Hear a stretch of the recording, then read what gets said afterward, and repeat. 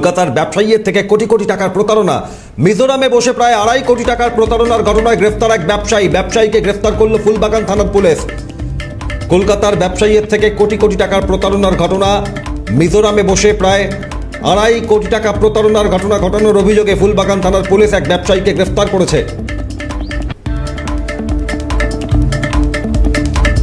2.5 কোটি টাকার প্রতারণার ঘটনা। কিভাবে চলল এই প্রতারণা?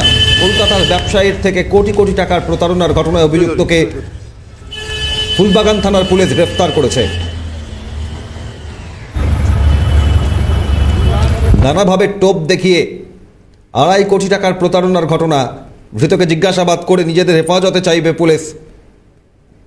2.5 কোটি টাকার প্রতারণার ঘটনা। মিজোরামে বসে কলকাতার ব্যবসায়ীর থেকে প্রতারণার ঘটনায় গ্রেফতার এক।